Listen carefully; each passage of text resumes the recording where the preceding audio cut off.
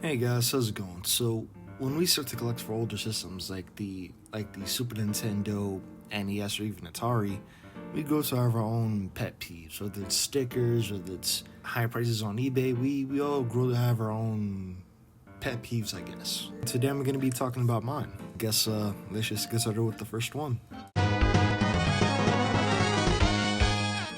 Now, what I mean by this is it's just small things like for example, I see this listing on eBay. It's a bunch of original Xbox games, and I know people might consider this to be nitpicky, but to me, it's sort of a big deal since I'm into collecting for the original Xbox.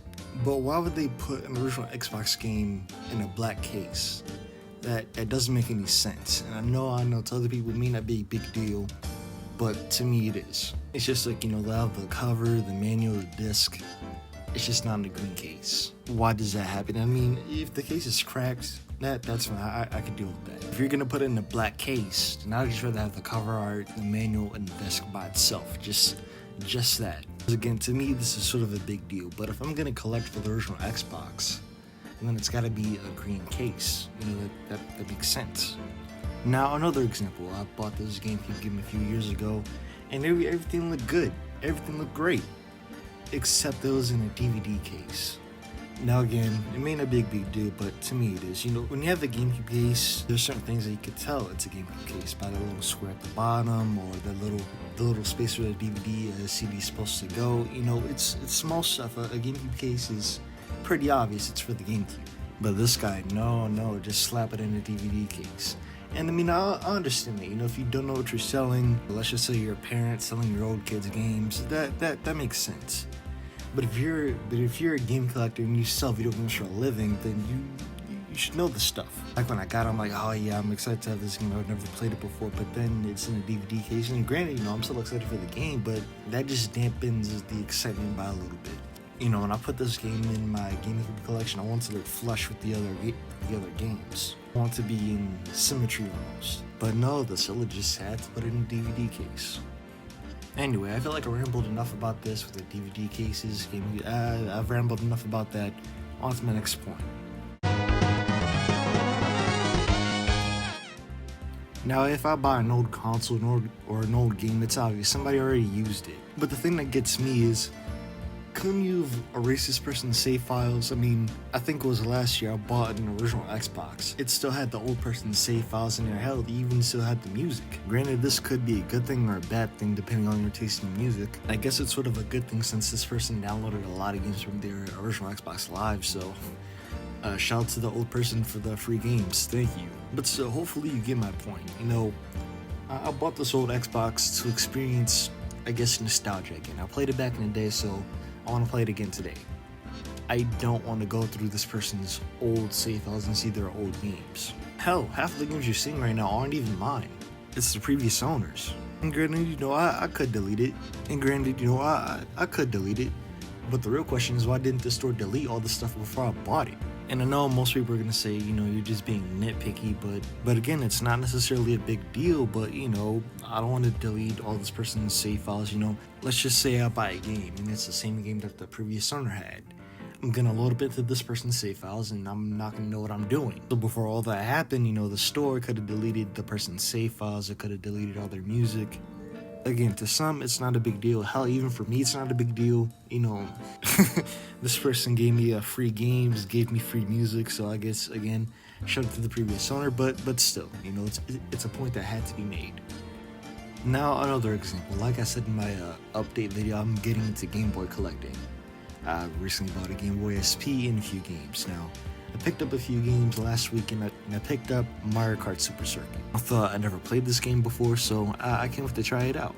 I load up, and whoever the previous owner was beat the game. And I'm not going to blame the store on this one because I don't think you could delete old save files from cartridges. I don't think you could do that. I could be wrong though. But yeah, I just load up the game and I see all these previous save files. The previous person beat the game, so there's no more excitement for me because, I get to play all the levels, I get to play all the characters, he already unlocked everything, so there's no fun for me there. If I just feel like playing Mario Kart, okay, cool, yeah, get to drive around. I don't really get to race. I don't really get to experience the game since, again, everything's already beaten. All right, on to the next point. Alright, stickers. Now, this one gets me mad to no end. You see, some people buy their games from eBay, some people go thrifting to find their games. Me personally, I go to a retro game store. And because of a retro game store, I'm assuming they know the frustration of stickers. And if they don't, hey, it's whatever, good on them. But if their game store is selling rare and valuable games, why put a damn sticker on it? That doesn't even make sense. Now here's what I'm going to show. I'm going to show you two examples. The one that I didn't even try peeling off, and one that I tried to peel off desperately hard, and then I'm just going to show you a few more examples. But stickers are unnecessarily frustrating, especially if you collect in Washington State, because you have those Microsoft employee stickers that are unnecessarily huge. They take up 25% of the case, and it's just useless. Although at least for me, there's an exception to this whole sticker thing. If it's a Blockbuster sticker or a Hollywood Video sticker, then I'm gonna keep it on there. It's a bit nostalgic. But if it isn't Blockbuster or Hollywood Video, I'm gonna try to peel that thing off as much as I can. This should be its own separate thing, but I'm gonna put in the stickers point anyways, since it kind of makes sense. There's a lot of conditions that a cartridge could be in. It could be pristine, it could look good, the sticker label isn't messed up at all, or there's this. Now this is bad.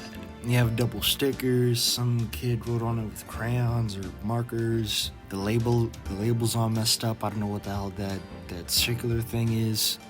Either way, this card is messed up physically. When I put it into the N64, it works just fine. But I think for the most part, this just isn't good.